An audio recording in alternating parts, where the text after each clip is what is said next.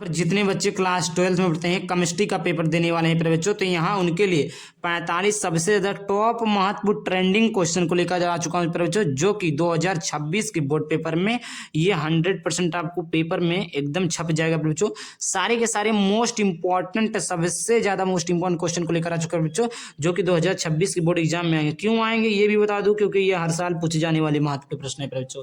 हर साल जैसे आपका 18, 19, 20, 22, 24, 25 सारे बोर्डों में पूछा गया है, सारे के सारे मोस्ट इंपॉर्टेंट टॉपिक है पूरी किताब से। ये टॉपिक तरीका याद करके जाइए, 100% बोर्ड एग्जाम में फंस जाएगा।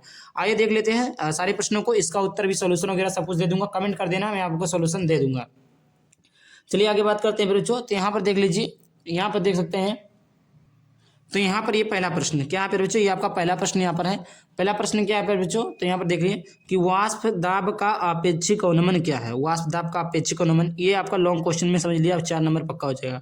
इसे राउल्ट के नियम को व्यक्त करने का सूत्र निर्धारण कीजिए। ये आपका पहला प्रश्न हो गया, यहाँ से आई होप क्लियर हो गया।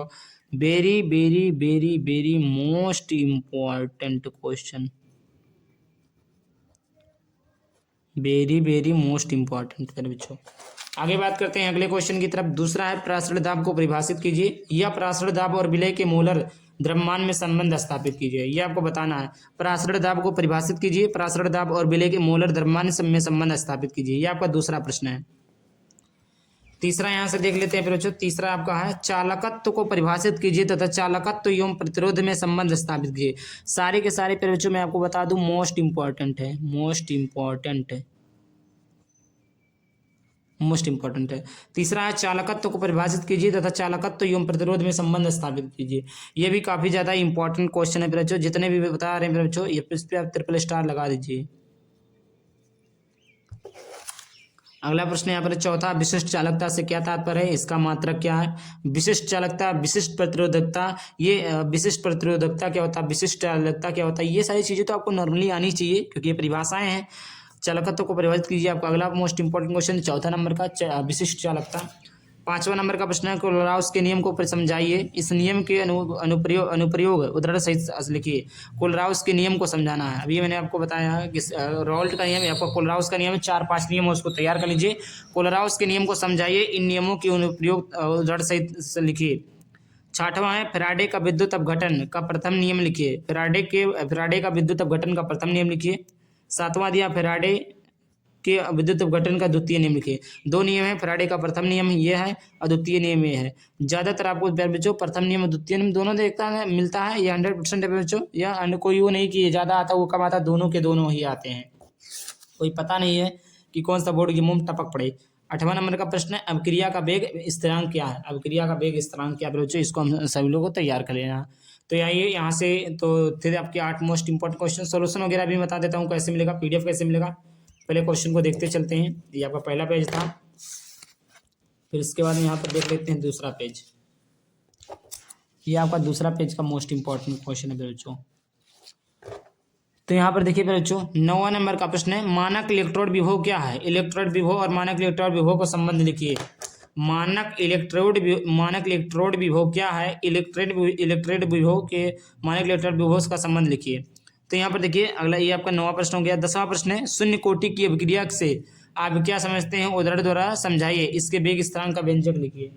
शून्य कोटि की अभिक्रिया पर बच्चों, शून्य कोटि की अभिक्रिया और प्रथम कोटि की अभिक्रिया दोनों इंपॉर्टेंट है। शून्य और प्रथम वेग स्थिरांक का व्यंजक इंपॉर्टेंट है, शून्य और प्रथम वेरी मोस्ट इंपॉर्टेंट है प्यारे बच्चों।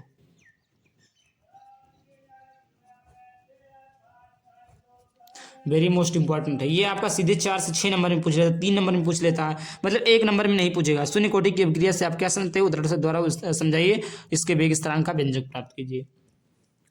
आगे यहाँ पर दिया अगला प्रश्न दिया बच्चों 11 नंबर का प्रश्न कि आणविकता तथा कोटि में अंतर स्पष्ट कीजिए। Na2O5 के अपघटन की कोटि निर्धारित है। ये भी आपका 3 नंबर का प्रश्न है, यहाँ से आपका 3 नंबर का प्रश्न है। अगला यहाँ पर 12 नंबर का प्रश्न दिया बच्चों आंतरिक संक्रमण तत्व क्या, आंतरिक मिश्रित अंतः संक्रमण तत्व क्या। ये बहुत ही आसान है, ये आपका 1 नंबर में पूछता है, 1 नंबर का प्रश्न है। 13 नंबर संक्रमण तत्व क्या है, उनकी विशेषताओं को उल्लेख कीजिए, आपका 1 नंबर में पूछ लेगा। 14 नंबर का प्रश्न है अभिक्रिया की कोटि और आणविकता को समझाइए, ये आपका 2 नंबर में पूछ लेता है। ये 2 नंबर का क्वेश्चन है मेरे बच्चों। आगे आपका बात करते हैं 15 नंबर का मोस्ट इंपॉर्टेंट क्वेश्चन। ये आपका 15 नंबर का मोस्ट इंपॉर्टेंट क्वेश्चन है। लेंथेनाइट अंकुचन क्या है? लेंथेनाइट अंकुचन के प्रमाण क्या है? ये आपका 3 नंबर का क्वेश्चन है। आगे बात करते हैं यहाँ पर 16 नंबर का मोस्ट इंपॉर्टेंट क्वेश्चन है। संयोजकता आबंध सिद्धांत को संक्षेप में व्याख्या कीजिए। संयोजकता आबंध सिद्धांत को संक्षेप में व्याख्या करना है। आगे यहाँ पर अगला प्रश्न दिया है 17 नंबर का प्रश्न है। हेलोएल्केन में एक अणुक नाभिक रागी प्रतिस्थापन SN1 तथा द्वि अणुक नाभिक रागी प्रतिस्थापन SN2 अभिक्रिया की क्रियाविधि उदाहरण द्वारा समझाइए। ये आपको समझाना है। हेलो एल्केन में एक आणविक नाभिक रागी प्रतिस्थापन SN1 तथा द्वि अणुक नाभिक रागी प्रतिस्थापन SN2 अभिक्रिया की क्रियाविधि उदाहरण द्वारा समझाइए। ये आपका यहाँ तक हो गया इंपॉर्टेंट क्वेश्चन। चलिए आगे बात करते हैं। अभी सारे इंपॉर्टेंट क्वेश्चन है बच्चों, इसको तैयार कर लेते हैं भैया। तो ट्रेंडिंग क्वेश्चन है, बोर्ड एग्जाम में फंसेंगे ये जान लीजिए। नहीं देख कर गए तो पछतावा होगा जरूर 100%। अगला प्रश्न है लेंथेनाइट अंकुचन क्या है? लेंथेनाइट अंकुचन का परिमाण क्या होगा?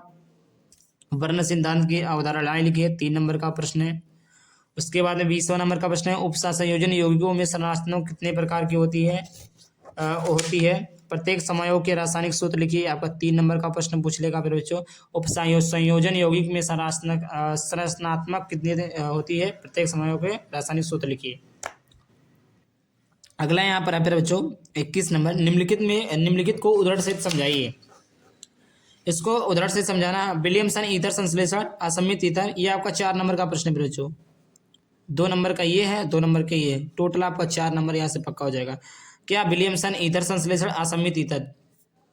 फिर बच्चों कुछ नाम वाली अभिक्रियाएं भी है। जो नाम वाली अभिक्रियाओं को मैं एक ही वीडियो में कवर किया हूँ, पढ़ाया भी हूँ, दोबारा पढ़ा दूंगा। नाम वाली अभिक्रियाएं वो आपका 2 प्रश्न या 1 प्रश्न आता है, 3 से 6 नंबर का प्रश्न पूछ लेता है, उसको मैं बता दूंगा। उसको इसमें नहीं लिखा, केवल इंपॉर्टेंट क्वेश्चन लिखा है। अगला है निम्नलिखित पर लघु टिप्पणी कीजिए। आपका 5 से 6 नंबर प्रश्न पूछ लेगा बच्चों, 5 से 6 नंबर का प्रश्न। कार्बिल अमीन अभिक्रिया यहाँ से 1 नंबर। अभी मैंने बताया था ना, युग्मन अभिक्रिया 1 नंबर, अमोनी अपघटन अभिक्रिया 1 नंबर, एसिटिलीन अभिक्रिया 1 नंबर, गैरिबियल थैलेमाइड संश्लेषण अभिक्रिया 1 नंबर। ये आपका फिर बच्चों कुछ नाम वाली अभिक्रियाएं हैं, और भी बहुत सारी नाम वाली अभिक्रियाएं हैं जिसको मैंने इस वीडियो में नहीं लेकर हूँ, बट नेक्स्ट वीडियो में मैं आपको जरूर बताऊंगा। शायद पढ़ा भी दिया हूँ, बट दोबारा मैं पढ़ा दूंगा। कमेंट का देना, ज़्यादा से ज़्यादा कमेंट करिएगा, शेयर जरूर करिएगा। तो यहाँ से 5 क्वेश्चन थे, एक ही क्वेश्चन में 5 क्वेश्चन थे, इसके तैयार कर लिया, 5 नंबर यहाँ से आपको क्लियर हो गया। ये आपका यहाँ पर 3 नंबर का प्रश्न पूछ जाता है। आरएनए पर संक्षिप्त टिप्पणी लिखिए। क्या लिखना है बच्चों? आरएनए पर संक्षिप्त टिप्पणी लिखिए। फिर इसके बाद में अगला यहाँ पर बच्चों अगला प्रश्न है प्रोटीन के मुख्य स्रोत क्या है? प्रोटीन के मुख्य स्रोत क्या है? इनमें पाए जाने वाले विभिन्न तत्वों के नाम लिखिए। प्रोटीन को हमारे भोजन में क्या महत्व है? प्रोटीन के मुख्य स्रोत हैं क्या? इनमें पाए जाने वाले विभिन्न तत्वों के नाम लिखिए। प्रोटीन का हमारे भोजन में क्या महत्व है? ये आपका वेरी मोस्ट इंपॉर्टेंट क्वेश्चन है जो आप लोगों ने यहाँ से देख लिया। पर बच्चों सही में बता रहा हूँ, सभी के सभी वेरी मोस्ट इंपॉर्टेंट क्वेश्चन। अभी और भी क्वेश्चन है। सबसे पहले मैं बता दूँ पीडीएफ कैसे लेना है। पीडीएफ लेने के लिए आपको 99 रुपया लगेगा। 99 रुपये में आपको मिलेंगे पर बच्चों ऑल सब्जेक्ट के पीडीएफ। कितने मिलेंगे पर बच्चों? ऑल सब्जेक्ट के पीडीएफ। लेना कैसे है? लेने के लिए आपको मोबाइल नंबर 9696458816 इस नंबर पे पेमेंट करके स्क्रीनशॉट भेज देना, आपको पीडीएफ सॉल्यूशन के साथ में मिल जाएगा। चलिए आगे भी देख लेते हैं। आगे भी और भी मोस्ट इंपॉर्टेंट क्वेश्चन है। यहाँ पर ये आपका 3 ट्रेंडिंग क्वेश्चन है। ग्लूकोज तथा फ्रुक्टोज में विभेद कीजिए। 3 नंबर का ये प्रश्न है। न्यूक्लिक अम्ल क्या होते हैं? न्यूक्लिक अम्ल होते क्या हैं? इनमें 2 महत्वपूर्ण कार्य लिखे हैं। ये आपका 3 नंबर में प्रश्न है। अगले यहाँ पर है प्रोटीन के विकृतीकरण से क्या तात्पर्य है? समझाइए। प्रोटीन के विकृतीकरण से क्या तात्पर्य है, इसको समझाना है। अब मैं बता दूं क्या बच्चों, ये यहाँ तक आप लोगों ने समझ लिया। अगर आपको पीडीएफ चाहिए, पीडीएफ सॉल्यूशन वगैरह चाहिए, चाहे 10th का चाहिए, 12th का चाहिए, कैसे लेंगे आप?